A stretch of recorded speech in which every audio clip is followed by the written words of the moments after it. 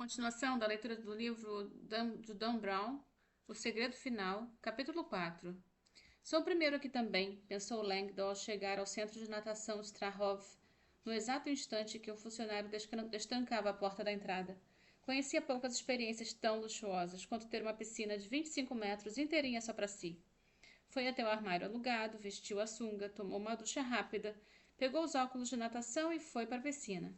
As luzes frias do teto ainda estavam se aquecendo e o recinto estava quase todo às escuras. Langdon ficou parado, com os dedos dos pés para fora da borda, encarando a superfície lisa da água que parecia um imenso espelho negro. O templo de Atenas, pensou, recordando como os gregos antigos costumavam praticar a capitomancia, fitando poças de água escura para vislumbrar o futuro. Imaginou Catherine, adormecida na suíte do hotel, e se perguntou se ela seria ela o seu futuro. Para um solteiro convicto, era uma ideia ao mesmo tempo perturbadora e empolgante.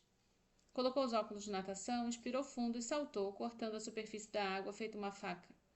Avançou 2 segundos submerso, então bateu as pernas em estilo borboleta, por 10 metros, antes de subir à superfície e engatar o nado livre. Concentrado na cadência da própria respiração, entrou no estado semi-meditativo que a natação sempre lhe proporcionava. Sua musculatura relaxou e seu corpo tornou-se aerodinâmico e ágil, avançando pela água escura, num ritmo impressionante, para um cinquentão. Em geral, quando Langdon nadava, sentia a mente vazia por completo. Mas naquela manhã, mesmo após 4 voltas da piscina, a mente continuava ocupada, repassando momentos da fascinante palestra de Catherine na noite anterior. Sua consciência não é uma criação do seu cérebro. Na realidade, a sua consciência nem sequer está localizada dentro da sua cabeça. Essas palavras haviam despertado a curiosidade de todos os presentes. Mas Langdon sabia que a palestra mal arranhava a superfície do que estaria incluído no livro a ser lançado por Catherine. Ela alega ter feito uma descoberta inacreditável. A descoberta de Catherine, fosse qual fosse, era segredo. Ela ainda não a compartilharia com ninguém, nem mesmo com Langdon, embora tivesse feito várias alusões a ela nos últimos dias, confidenciando-lhe que a pesquisa para o livro levara a uma descoberta espantosa. Após a palestra, Langdon passou a ter a sensação de que o livro de Catherine tinha um potencial explosivo. Ela não se intimida diante da controvérsia, refletiu Langdon, que gostou de vê-la irritar os membros mais tradicionalistas da plateia. A ciência tem um longo histórico de modelos falhos, anunciara ela, fazendo a voz ecoar pelo salão Vladislav. A teoria da Terra plana, o sistema solar geocêntrico, o universo em estado constante. Tudo isso é falso, embora já tenha sido levado muito a sério e considerado como verdadeiro ano passado. Felizmente, nossos sistemas de crenças evoluem quando se deparam com uma série de inconsistências impossíveis de explicar. Catherine empunhou um controle remoto. Na tela atrás dela ganhou vida com uma imagem de um modelo astronômico medieval, o sistema solar com a Terra retratada no centro. Durante séculos, o modelo geocêntrico foi aceito como fato inquestionável. Com o tempo, porém, os astrônomos perceberam que o movimento dos planetas não condizia com esse modelo. As anomalias se tornaram tão numerosas e flagrantes que ela tornou a clicar o controle. Criamos um novo modelo. A tela então exibiu uma ilustração moderna do sistema solar com o Sol no centro.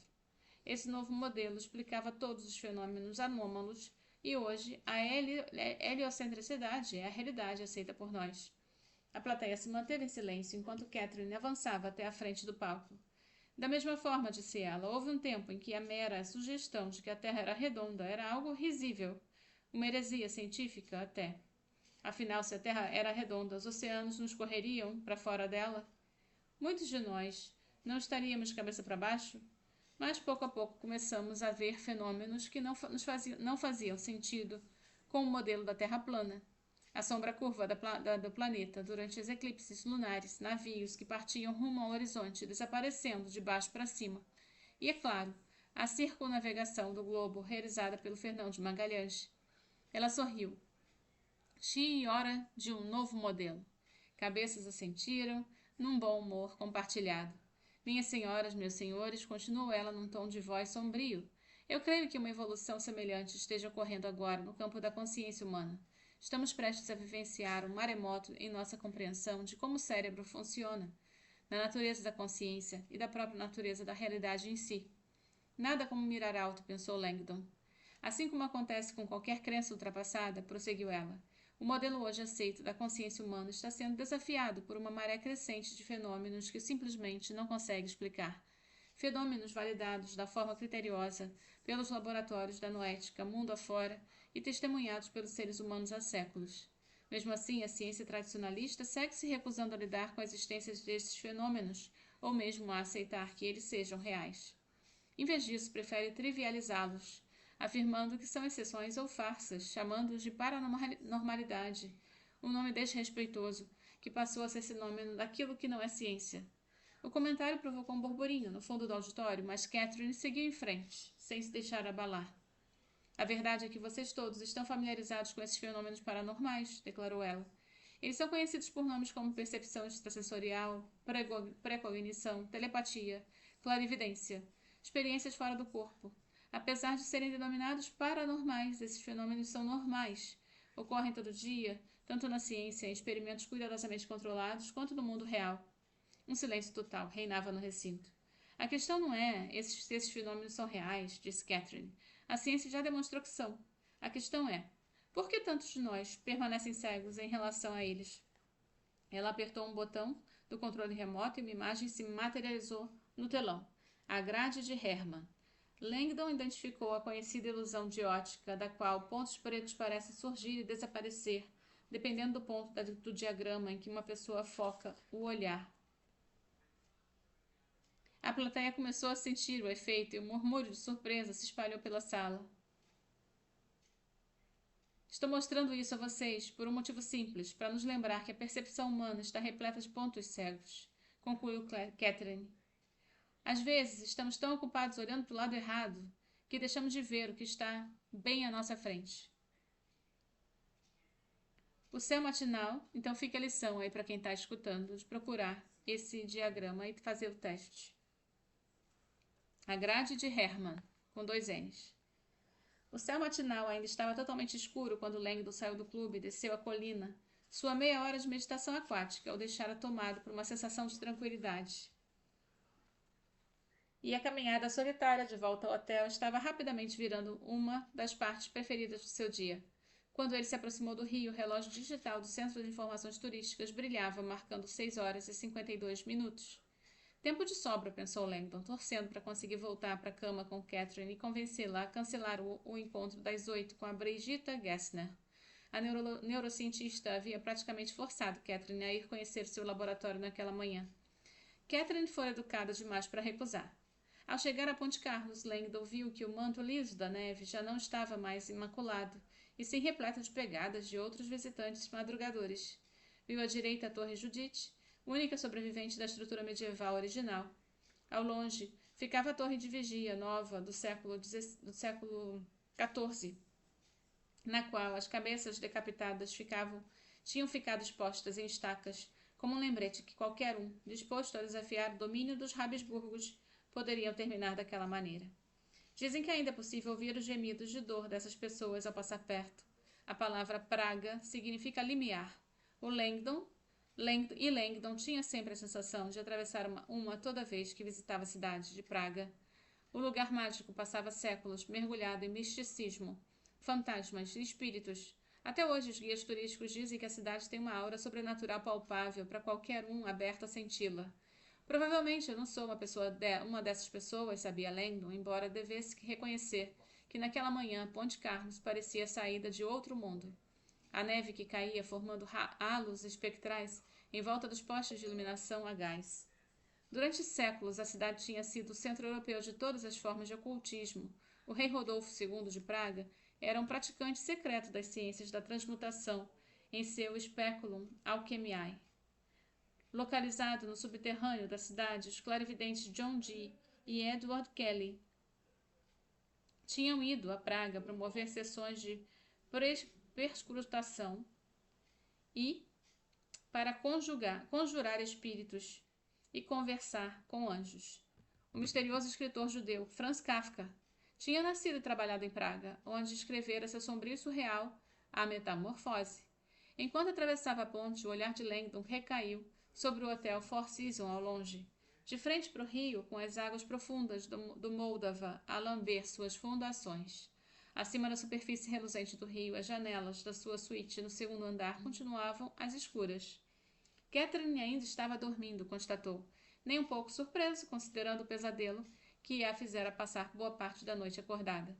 Após percorrer cerca de um terço da ponte colossal, Langdon passou pela estátua de bronze de São João Nepomuceno, assassinado neste exato local, pensou com um calafrio.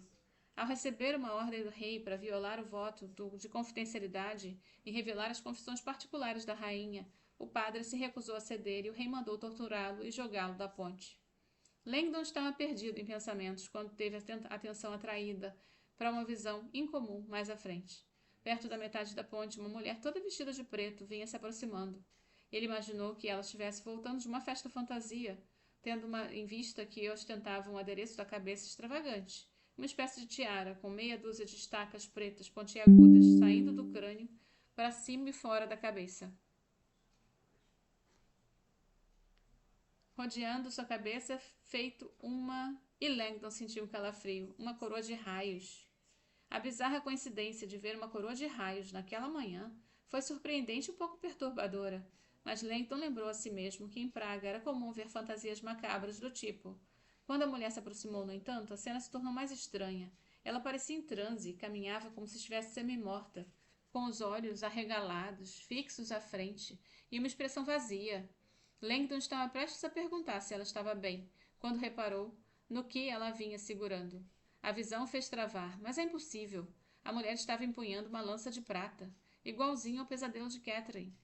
Langdon olhou para a arma pontiaguda e se perguntou se agora quem estaria sonhando era ele. Quando a mulher passou ao seu lado, ele percebeu que havia parado de andar, paralisado para fora pela própria incompreensão. Obrigando-se a sair do estupor, virou-se na direção dela e a chamou. Com licença, soltou. Moça? Ela nem sequer diminuiu o passo, como se não conseguisse escutá-lo. Ei! Gritou Langdon, ainda parado, mas a mulher simplesmente passou por ele, feito uma aparição, um espírito cego, que atravessava a ponte, atraído por uma força invisível do outro lado. Langdon se virou para sair correndo atrás dela, mas avançou apenas 2 passos antes de se deter. Dessa vez, a sentir um cheiro pútrido. No rastro da aparição pairava um odor inconfundível, o cheiro da morte. O fedor teve um efeito instantâneo em Langdon. O medo o invadiu. Meu Deus, não! Catherine! No impulso, ele girou dos calcanhares ao mesmo tempo e arrancou freneticamente o celular do bolso e saiu em disparada pela Ponte Carlos. Enquanto corria em direção ao hotel, aproximou o aparelho da boca e gritou. Siri, ligar para emergência. Quando a ligação foi completada, Langdon já havia atravessado a ponte e chegado à rua Chrysognica. Emergência, atendeu uma voz. Em que posso ajudar? Four Seasons de Praga, gritou Langdon, virando à esquerda e seguindo desabalado pela calçada escura em direção ao hotel. É preciso evacuar o hotel agora. Desculpe, como o senhor se chama, por favor? Meu nome é Robert Langdon. Eu sou americano. Um táxi saiu do estacionamento à sua frente e ele bateu com força contra a lateral do carro, deixando o celular cair na rua coberta de neve. Catou o aparelho e voltou a correr, mas a ligação tinha se encerrado. Pouco importava, a entrada do hotel estava bem à sua frente. Ofegante, rompeu pelo lobby adentro, localizou o gerente e o chamou. Todo mundo precisa sair daqui. Os policiais com cães farejadores já tinham ido embora, mas alguns hóspedes que tomavam café da manhã ergueram os olhos no espanto coletivo. Todo mundo aqui está correndo perigo, tornou a gritar Langdon para o gerente. Saiam todos daqui. O gerente correu até ele com um ar horrorizado. Professor, por favor, qual é o problema? Langdon já estava correndo na direção do alarme de incêndio na parede, sem hesitar, estilhaçou o vidro e puxou a alavanca. O alarme disparou na hora. Langdon saiu correndo do lobby, atravessou o corredor comprido até o anexo onde ficava a sua suíte. Ignorou o elevador, subiu correndo 2 lances de escada até o saguão privativo, destravou a suíte real, entrou desabalado e começou a chamar feito um louco no escuro. Catherine, acorda, é o sonho que você teve. Ele ligou o interruptor geral e correu até o quarto de dormir. A cama estava vazia. Cadê ela? Correu até o banheiro. Nada. Desesperado, procurou no restante da suíte. Ela não está aqui. Nesse instante, um sino da igreja ali perto começou a tocar num tom pesaroso. O som preencheu Langdon com um terror acachapante. Algo lhe dizia que ele jamais conseguiria sair a tempo do hotel. Temendo pela própria vida e movido pela adrenalina, correu até o janelão e olhou para as águas profundas do Moldava. A superfície lisa e escura do rio estava bem abaixo dele. Os sinos tocavam com mais força. Langdon tentou pensar, mas não havia pensamento algum. Apenas um instinto humano avassalador. Sobreviver. Sem hesitar, abriu a janela com um tranco e subiu no peitoril. A rajada de ar frio e a neve não atenuou seu pânico em nada. É a única opção. E ele se equilibrou na borda do peitoril. Então expirou fundo e se lançou na escuridão.